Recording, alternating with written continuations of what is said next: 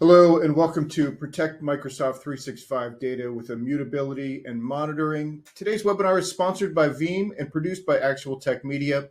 My name is Scott Becker. I'm from Actual Tech Media and I'm excited to be your moderator for this timely event. Now, before we get to today's great content, we do have a few housekeeping items that will help you get the most out of this session. First off, we want this to be an informative event for you, so we encourage any questions in the questions box in our webinar control panel.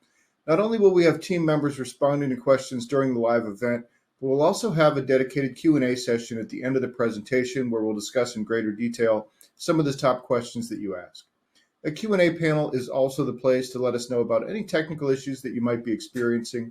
A browser refresh will fix most audio, video, or slide advancement issues, but if that doesn't work, just let us know in the Q&A and we'll work with you to provide further technical assistance. Now, in the handout section of your webinar control panel, you'll find that we're offering several resources, and I'd especially like to call your attention to a couple of resources from Veeam. There's an ESG tech review on Agile Microsoft 365 data protection.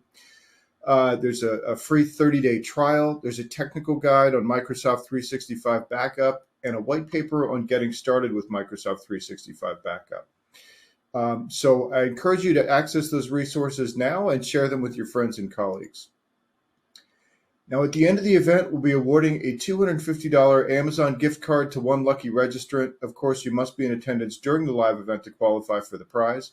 Official terms and conditions of today's prize drawing can be found in the handout section. Just scroll to the bottom and you'll find the prize terms and conditions link there. Now, finally, one of the best benefits of this event is the opportunity to ask a question of our expert presenters. So to help encourage your questions, we have a special additional prize for you. That's another Amazon gift card, this one for $50 for the best question. After the event is over, we'll look at all the questions that came in, pick out the very best one, and contact that prize winner. So with that, let's get to today's fantastic content. So it's my pleasure to introduce you to our presenter today and possibly presenters. We have Edward Watson, who's Senior Product Marketing Manager at Veeam. And we have Corinne Bassett, who's Global Technologist for Product Strategy. Now, and it looks like we have Corinne. We've had some technical difficulties with a hotel, but it looks like Corinne is here as well. So hopefully we've got both of our speakers today. Outstanding. So Edward, I'll turn things over to you quickly, and then we'll go from there. Great, thank you so much, Scott. And yes, I think we also have Corinne as well, so that's very exciting. We'll possibly have a demo we'll go through today. But look, as you know, we're getting into Q2 for many of us, and gosh, I can't even believe we're already a month into quarter two, right? For many of us, so we're starting to think, how can we not only protect our environments, but how can we protect against looming threats like ransomware? How can we have more visibility over what's happening in our backup environments? And this is the point of today's presentation. So we'll be diving into quite a thorough examination of our solution, but also the market in general, and definitely some general tactics to help you across immutability, creating immutable backup copies, advanced monitoring and reporting, as well as some self-service restore enhancements and just in general self-service information. So we're going to get into this solution. Of course, we are going to have a lot of general information, but this solution we'll be talking about in light of today is Veeam Backup for Microsoft 365. It's all about eliminating the risk of losing your Microsoft 365 data, regardless of the application. Really provides some great benefits. As you're evaluating solutions, make sure you have things like infrastructure freedom, right? Make sure you can deploy on-prem or in the cloud, or even leverage a service provider, leverage any storage you want, or even move storage when you need to. Make sure you have the backup control you need. That's something we at Veeam take very seriously, allowing you to make sure you can really tailor your backup RPOs. And then, of course, what's a backup without recovery? So we're going to be talking a lot about recovery today, but make sure you have the options you need. So regardless of any scenario that happens to you and your organization, your data, make sure you can get that data back to the user's hands in any format you need. And lastly, make sure your solution is scalable. I cannot stress this enough. Make sure that you're able to not only have a solution that grows with your business, but also allows you to recover many users at once, back up many users at once, back up, in the scale that you need. So with that, let's dive straight into this topic on cyber attacks. And really, that's a lot of what organizations like yourselves are really focused on today, is how can I mitigate the risk of losing data when it comes to these attacks? Now, scarily enough, Microsoft 365 Office applications suffer greatly and are often targeted. In fact, in 80% of cases in one study, they were targeted, and that makes sense if you think about how these attacks originate. Many of them do originate in email. Many have phishing type or malicious link type attack vectors. So that only makes sense that a Microsoft 365 is involved in many of these. The scary point of all this is that a third of the data on average is typically recoverable. It's typically unrecoverable after an attack. And even if you were to rely on paying a ransom, there's certainly no guarantee that you'll even get any of the data back, let alone the critical data you need. So certainly relying on paying that ransom is no option for organizations today. Let's dive into how and really how Veeam does this, how we mitigate ransomware and how we make sure that your data is completely untouchable here.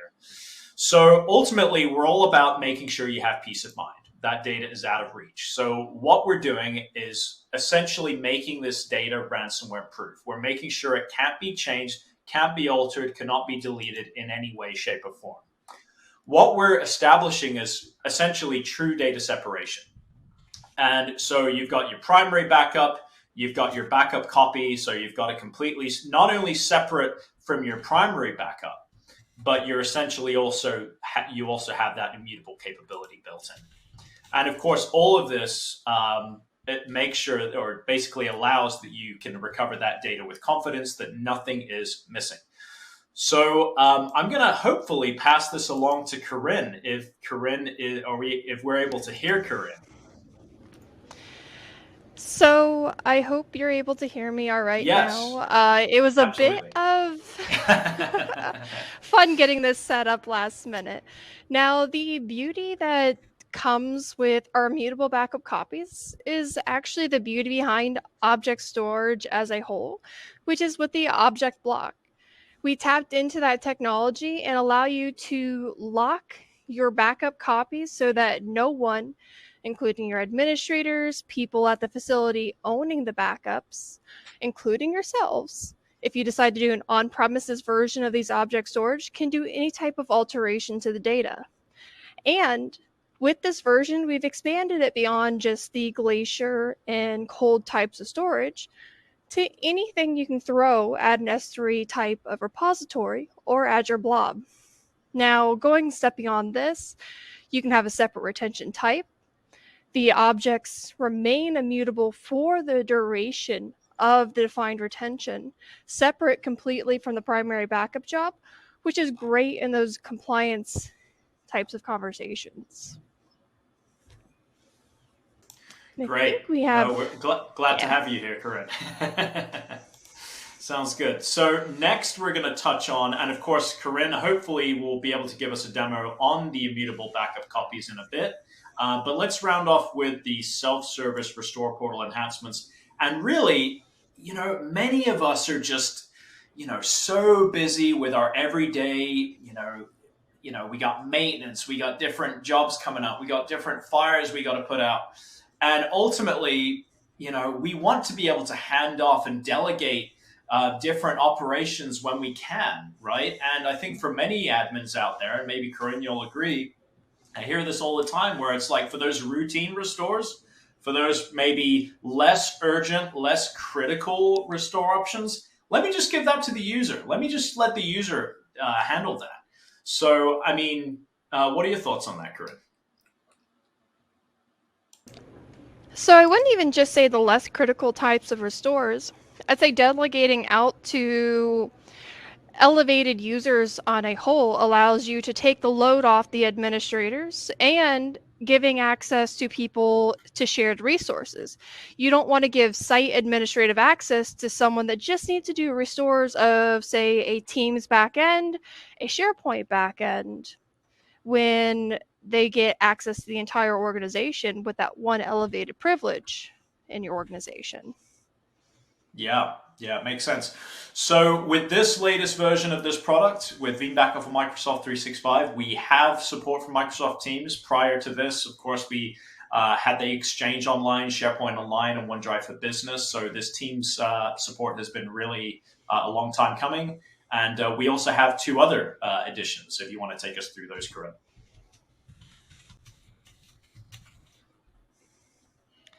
For our enhanced restore portal, yeah.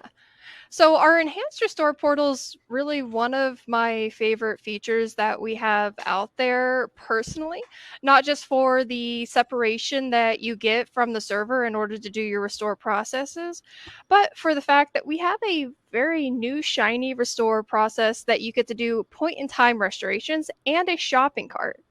This shopping cart allows you to go across the different explorers, which you can't really even do from the console itself, and do a OneDrive restore alongside your SharePoint restore and an Exchange restore, even along multiple users. Then we also have the ability to do those folders now within the console, and service providers have access to the same restore portal to give out to their end users, making it even simpler to do those restore processes. And now we've rounded up to, I think, 50 different restore processes that we have, and we have this nice graphic here to show off. And if you notice, our restores don't just cover raw metadata, but it's more of data that you expect to be within those types of applications. So when you look at Exchange, you have your MSG files, your PST files. When you look over at SharePoint, you have your list, your documents, your libraries. And of course, when we're moving into Teams, this abstraction layer, it's a completely different kind of data. You're wanting to get your chats, you're wanting to get your tabs, you want to get your posts and your files back to the original locations or as close to as possible, while still keeping security and compliance in your organization. And you can see that with all of the restore processes that we offer within the console. And as Edward alluded to, we want to see if I can get a demo going here. And I'm just now getting logged in, so just bear with me a moment. And I'll get the console up here, and I'll get a share screen going. Do we have any burning questions in the chat that we can get answered while I get my screen up?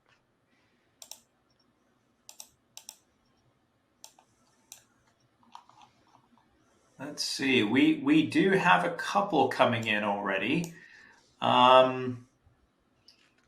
So one comment that came up is which Microsoft 365 security subscription can protect our sensitive data and reduce risk? This might be a larger conversation we have at the end of this webinar, but ultimately, I think one of the takeaways, and maybe you'll agree with me, Corinne, is Microsoft definitely has some great built-in features. I don't think there's any argument that a lot of their native capabilities are very valuable.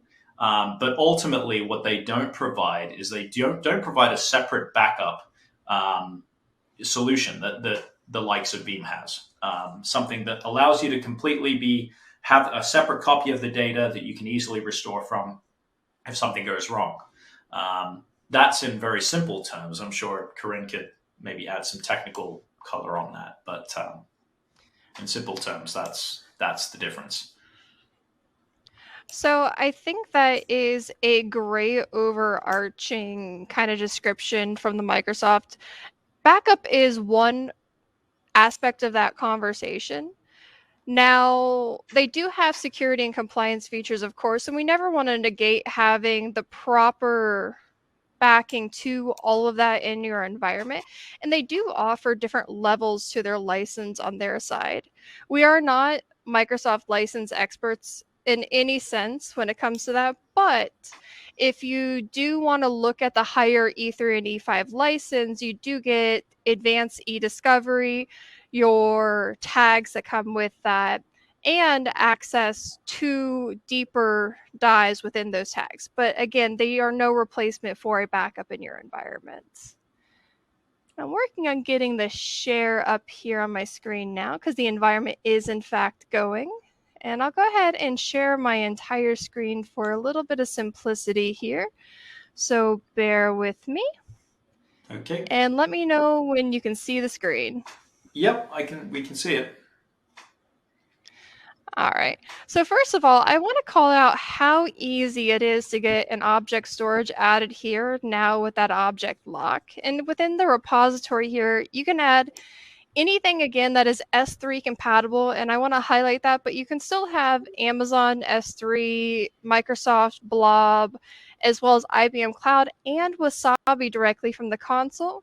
Have your credentials added, and it's as simple as checking a box within the console, and this automatically makes all of the repositories you add this object storage into immutable. Now, after you've added that into the repository, we take our primary data policy for our backup job, which we can take a quick look at the scope that we have here. And I have a user added in, which is a top tier user that I have to have data for security and compliance reasons, and have that policy added to that locked object storage.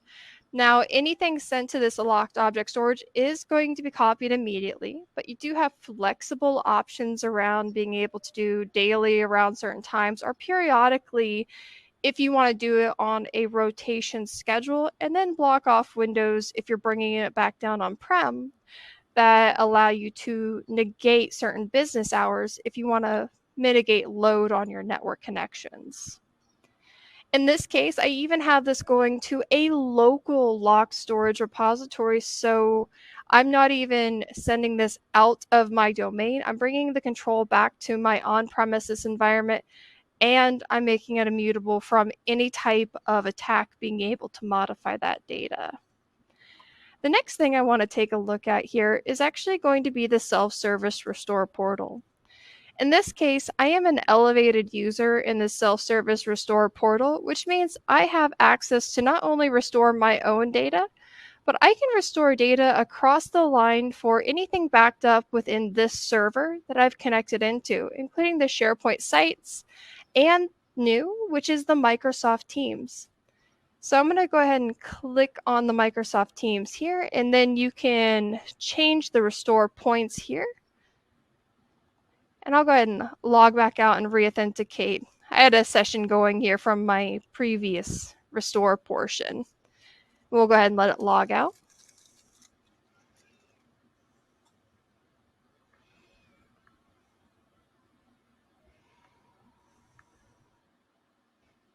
Now with this, it does use an enterprise application to authenticate with Microsoft 365.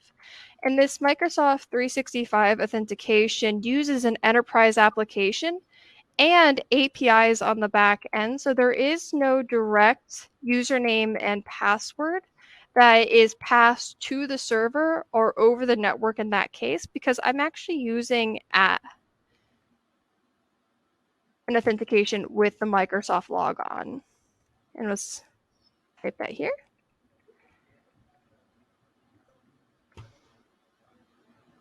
And since I'm already signed in on this particular browser, it'll let me go back and browse to my restore points. And it says I have access to these now. I'll select my restore point and which point in time that this server has access to, which I'm just going to do the latest point in time. Anytime I do select the latest, it will let me know that this is the latest point in time, so I know I'm getting the most current data in times that they just need the most current data. Here I can see not just the teams, but all of the structures within those teams, all of the tabs and channels and other posts. So if you do need to restore a different file, you could restore just that file or those posts inside. And if you need to do an export to compliance, you can do that directly from here as well. And that's our self-service portal. Very cool.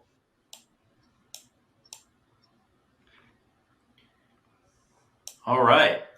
So next up, we have a very important capability, one that many organizations are really, really looking very carefully into. So advanced monitoring and reporting.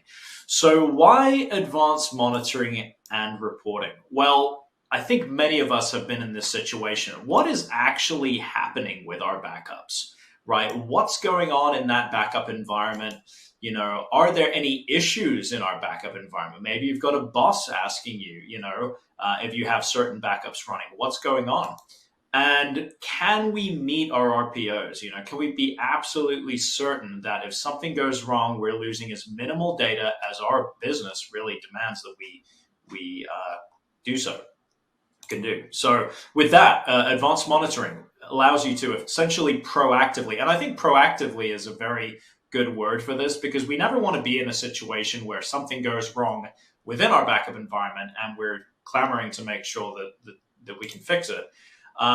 Really what organizations today need and want, and many of you might, is really have that full visibility over your entire environment. Have an at-a-glance dashboard that you can simply view and just make sure that, look, there's nothing looks red, everything looks green, and everything is looking good, right? And not only that, I mentioned proactive as an important thing, but quickly respond to issues as they happen, but even before they happen. Say you're running out of storage, get these alerts that tell you, when things are going awry. And lastly, on the compliance front, make sure your RPOs are there. Make sure you have the reports in place that you need to. I know that there's many organizations that have specific compliances, not just for their RPOs, but just being able to submit reports that say, hey, look, I've got a backup in place, if you're in banking or have other compliance requirements. So with that, Corinne, why don't you walk us through the importance here of some of the technicalities of our advanced monitoring capability? So I almost want to say it goes without saying why it's important to monitor your environment. Sure. And it is crucial to make sure your backups are working. An untested backup environment, unmonitored backup environment is, I want to say, is harshly almost as bad as not having a backup environment at all. And in this case, we monitor not just the backups, but the proxies, the repositories, and things that could indicate having future problems, because you never want to run out of license. You never want to run out of space on your servers or watch your servers progressively get more stressed over time. And what if your repositories are starting to reach their limits? You've had a mass adoption of SharePoint and Teams, and Microsoft Streams got migrated over to the Teams, the back end. That's starting to migrate more and more data that you didn't capacity plan for, or you didn't know you needed a capacity plan for. That's going to lead to outages. That's going to lead to not having backups. And on top of all of that, making sure you're getting backups in a timely manner. Maybe you're having backups running outside of their windows. You're not meeting compliance goals based off of that. And then one of my favorite things with inside the console is there are something called remediation actions. And we'll definitely take a look at that. But remediation actions go beyond just reporting on the action, but based off the type of action that happens, you get to have an action that happens on a script. And yes, the script has to be something you can execute through Windows, but the script can execute anything else, from a ticket being generated to other failover processes. I've done a lot of work with Veeam 1 in the past, and I can't tell you how excited I am to have our product now be inside of Veeam 1, because it just opens up avenues to have automated remediation in your environment and the proper eyes being, especially with the coffee window. And if I'm not mistaken, we're going to tell you some exciting news, go over a diagram, and then I'm going to show you it off to you. I think you got the Absolutely. exciting news for us. Yeah, the exciting news is if you are an existing VB365 customer today, all you need to do is download Veeam 1. It's completely free. This comes at no additional cost if you are currently using this solution. So that's a great benefit. And if you're an existing Veeam customer, maybe you're using Veeam 1 already, all you need to do is upgrade to V12 and add on VB365. So yeah, I think between these two different elements, I think our existing customers have a lot to be happy about and excited about. And even if you're new to Veeam, this is completely free. Great value add. And now the fun part, we have a diagram. Now this diagram helps illustrate kind of the impact of the product as a whole.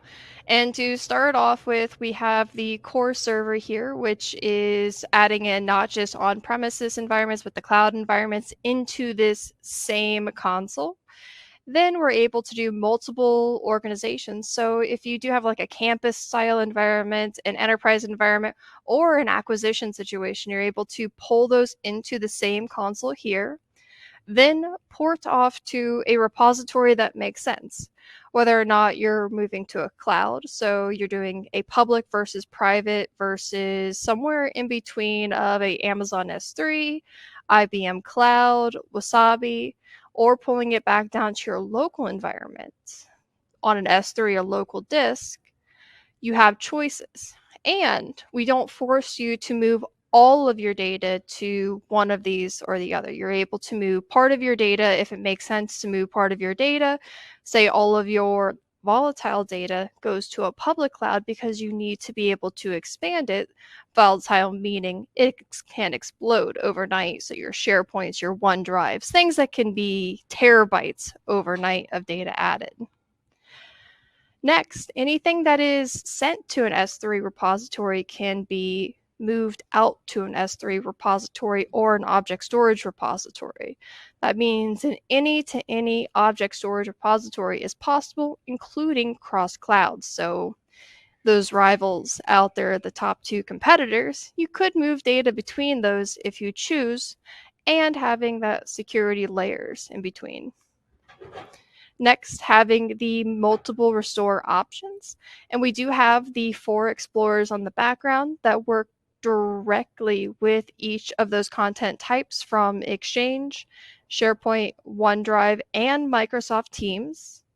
They not only restore data back to the original locations, new locations, you're able to send that data out via an email access. But we have many service providers that add what I like to call their secret sauce on top of each of these offerings. And one that doesn't always get enough call out since we've had it is the self-service portal, which not only enables your end users to restore their own data just by logging in, but elevated users to do restore processes on behalf of whatever scope they've been given. Now, on top of all of this, you can monitor this entire environment, make sure you have reports, remediation actions, alerts, and the Veeam 1 web client, or what I like to refer to as the coffee window, because you can literally get a one-eye view of your entire environment just from a graphical representation. And we'll be taking a look at that here now, and I'll get my screen shared. Okay, I think we might have lost her. That's okay. So can you see the slide again? Yep. Okay, sounds good. So, hey, we got through 1 of 2 demos, so that was good. Not bad given Corinne's connection. So we'll go ahead and wrap up here. So many of you, as you're evaluating different ways to deploy backup solutions, different ways to back up, what are the different storages I might want to leverage? I know that many companies are looking at backup as a service. In fact, that's a real trend that we're seeing on our end at Veeam, is that many companies want to leverage our managed Veeam service provider partners and essentially give a part of that responsibility and management up to the service provider. And what we've really done is really allowed a lot more control for the end user. In fact, if you look at this diagram, you see we kind of sit right in the middle between a lot of those organization-owned deployments and other as-a-service vendors that we see in the market. So for us, we've come out with Veeam Service Provider Console v7 enhancements that really allow for much more control. And what I mean by that is essentially more backup control. Tenants can create their own backups, monitor their own protected data. They don't have to wait for their service provider in order to get those updates. And they have much more autonomy in terms of restoring the data, don't have to rely on a service provider to do so. And the best part is ease of adoption. They can leverage BaaS much easier than before, take advantage of online services to get that backup up and running themselves or yourselves. So I'm going to end this presentation with the Veeam Data Platform. If you haven't heard the big news, we came out with our latest platform enhancements that allow for really great data security, recovery, and freedom options. So definitely check that out. If you haven't seen that launch event, go over to veeam.com. Also, I want to end with the fact that 14 million protected users is what we have to date for this solution. Many companies, so you'd be in very good company by adopting and looking into a solution such as Veeam Backup for Microsoft 365. Also, a shout out to G2 Crowd and TrustRadius. These are two great third-party review platforms. If you're not familiar with these, definitely check them out. If you're evaluating backup vendors today, or simply want to look at individual solutions versus others, and kind of see what users are saying, definitely check this out. Here is a QR scanner. I'll just keep that on the screen for a couple of seconds, but definitely look into both G2 Crowd and TrustRadius. And lastly, I've got a few takeaways. So we've got our Gartner report, which is really great, high-level view on what Gartner sees as important for backup. We have a takeaway of our technical guide, so a lot more deeper dive on the technical aspects of this solution. So feel free to scan that. And then lastly, we also have a 30-day free trial. So you can have full capabilities free for 30 days, after which time it reverts to the community edition, which is 10 users free forever. So you can feel free to protect a small department or maybe the C-suite completely free with our community edition. So with that, I think we'll open it up, Scott, if we've received any other questions here. Yeah, super. Yeah, and there have been a few questions that have come in. One of them here is about, does your monitoring capability tell me if I'm about to run out of storage? Do you want to take that, Corinne? Oh, you're muted, Corinne. Yes, and actually, if you wanted, I could tip up the demo again here. I have it. Okay, yeah. The signal just had a hiccup. Okay, if you Yeah, want to I'm give on a that a shot. hotspot. The hotspot had a Okay. reset. Yeah, that would be great. And it does cover the monitoring of the storage, which would be a perfect answer to your question. All right. Perfect. Let's do it. So let's go ahead and share the entire screen here for a little bit of simplicity. And on a full screen level, I will start with just an overview. I have the Veeam Backup for Microsoft 365 tab here, and this is the client view. And under here, we have a full summary, and this partially answers the question because we can see at a whole how much space, and a lot of these are object storage repositories, so you don't see the capacity warning on these particular ones. But if you have a threshold on a physical repository, we'll automatically calculate that. And for object storage repositories, you can calculate a maximum threshold for those repositories, which we would then start to define how much space is being used on those. In this case, for showing off the alarms, I ddid have an alarm trigger for duration of job, and it was for how long it took to run that job above the certain threshold. And the cool thing about this is we take a lot of our knowledge from our experts and we say why this alarm might be triggered, as well as what are the causes and resolutions. Now we have over 10 alarms that we have for this particular product inside of the console. And some of them are around repositories, whether or not your jobs could be disabled, and the proxies themselves and the utilization behind them. All of these have the remediation actions tied to them. Now, to take a look at some of the details behind those, you can set up rules on whether or not these are triggered, and you can set up clones of these jobs and define which servers and which jobs and which objects are triggered very granularly if you need to. It's possible you have very large jobs for a catch-all job, but you don't want to be triggered every time this infrastructure runs because it may have variable objects, but you want it to catch all of your other objects in your organization. And one of my favorite here is something called actions. Actions allows you to kick off that script, and it's not just based off of whether or not you get an error or a warning, but just information. It could be an information as a warning to something bigger happening, and this could be as simple as triggering a ticket inside of your ticket system so that you know to go take a bigger look at this issue. And something here is every environment is not the same. So being able to add in some custom information, maybe information about the proxies that are tied to this repository, or maybe the line to the person that should be on call in case the main guy is out of office, is great information to have in the custom part of your remediation action.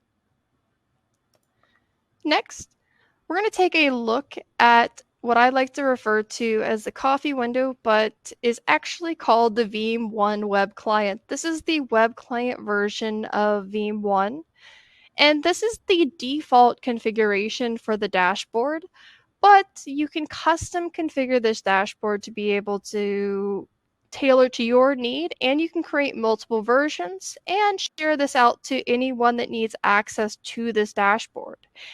You could add multiple servers in if you need to monitor, and this includes stuff like your inventory, your repository space, which answers that question whether or not you're up so many gigs from your last job.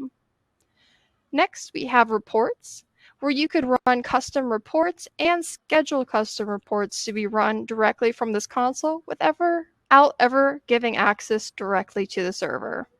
There's a lot that you can do within here and custom configure doing within here for your end users. And that's what I have for the Veeam 1 client here. I think we can head on with the questions. Okay, super. Yeah, and I think you answered probably with the demo also a question from Paul about is full single pane of glass observability of Microsoft 365 repositories offered via Veeam 1. That looked like part of that dashboard there, that coffee view that you were talking about. But it was a good question. Yes. Definitely. Another question here from Gilbert. Are there issues with backing up over global domains, for example, spanning several locations or countries? No, you actually get a lot of flexibility with what we call proxies, and you could have a single hub and proxies that go out to each of these locations, and then have a repository spanning out from each of these locations to mitigate data flow across regions if you need to meet any type of compliance, with still having a single location to be able to restore from. Okay, excellent. There's another question here. What protections are in place to prevent data exfiltration by backup or restore requests? And maybe, more broadly, what are some of the security features that you guys have built into the solution? So one of my favorite features is actually called our audit API. Our audit API is something that you can configure and define a user scope, what type of restore processes are initiated, and then a type of action. So to put this all together, meaning you define, say, the CTOs anytime, or C-level anyone, anytime a restore process is initiated or done on their data, a email is sent out to not only them but the entire IT staff, which kind of makes an entire four eyes rule in the organization where you better be sure you wanted to restore that email, because you got a lot of people looking at you right now that you restored something in the organization for the C-suite. Super. Okay. Great. There's a question here from Sachem as well. Which AWS can Veeam integrate with to provide immutable backup? And there's another question too about, does immutability work with Glacier? So maybe I'll sort of bundle those two questions together for you. So that's sort of a fun question, because S3 storage was actually developed by AWS and is probably one of the best thing Amazon ever gave to the community was the S3 storage integration APIs. And we work with all of them, and it has a technology built in called object lock. Now, this object lock is something that they do on an object level inside of AWS buckets, as well as the S3 technology that's used by providers such as Wasabi, MinIO, and a lot of other providers out there. So the answer is all of them. And to kind of tie up that, we also work with the Glacier versions of that, as well as, I believe, Snowball and all of the other colder types of storages out there, archival storages that you can refer to. Okay, super. Um, you know, here's one. How do I decide what type of deployment is right for me? So the deployment that's right for you generally depends on how much data that you're needing to back up and the cost that you're willing to really pay for that data, and whether or not you have the bandwidth to bring it back down on-prem, send it off to someone else, or if you want to be the owner of that data and manage the restore processing. We have a lot of people out there that don't have maybe the staff to back up and manage the backups. Go with providers that manage the storage, the backup software, and we have service providers for them. We also have people that don't want to go with the giants because, quite frankly, object storage and ingress and egress costs with those object storage providers can get quite costly pretty quickly. But Wasabi, as an example, doesn't charge ingress and egress fees for these types of storage, but they may not be as fast in some cases for the exfiltration or ingest of data. So it really comes Okay. around, how much do you want to pay for your infrastructure? And that's most cases when it comes to backup. All right, super. Yeah, and maybe as a last sort of technical question here, they're wondering what self-service options do you have? So we have technically two, but then we kind of have to put that little asterisk into place when we add in our service provider relationships that kind of build their own secret sauce into this equation and have their own consoles that they offer out to their end users. So we have our self-service portal that I showed off in our demo, which is something that you get to manage on-prem with your enterprise application through your Azure environment. Then we have our service provider console, which is actually not just limited to service providers. You could download that as yourself and manage that to your end users, which does use a lot of that same technology that you saw within the demo. But then you have the ability to unlock so many more capabilities when you start talking to some of our service providers that build their own interface and have interfaces for some of the other providings that they offer. Okay. All right. Excellent. Well, it looks like we're running out of time here, but Edward, anything you want to say about, I know you shared a bunch of links, and there are the handouts, but as far as anybody who wants to get started with Veeam and the Microsoft backup for 365.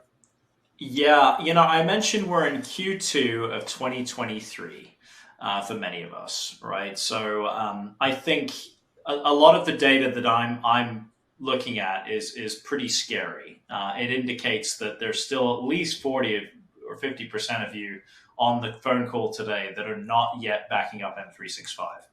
So If there's any resources or any conversations or anything, or any help you need to help your leadership understand the criticality of this data, please reach out to us. Please help us be part of those conversations. We have many resources available for you.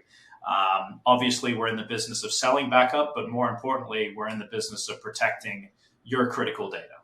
So we want to partner with you on that. Please reach out to us to help you with that. And any advice we can give you at all moving forward, as you're evaluating backup vendors, please bring us into the conversation. Okay. Well, Edward and Corinne, thank you for your patience with the technical difficulties and for your grace under pressure with those, and of course for a really informative presentation and all your insights here in the Q&A. Really appreciate your time today. Thank you, Scott. Thank you Pleasure for as having always. us. All right. And with that, we do have one more piece of business before we wrap up here today. It is the Amazon gift card prize drawing. And the winner of the $250 Amazon gift card is Cynthia Grieve from Texas. So congratulations to Cynthia. We'll be in touch to get you your card. And with that, on behalf of the Actual Tech Media team, I want to thank Veeam for making this event possible. And thanks as always for attending and for all of your great questions today. That concludes this event. Have a fantastic rest of your day.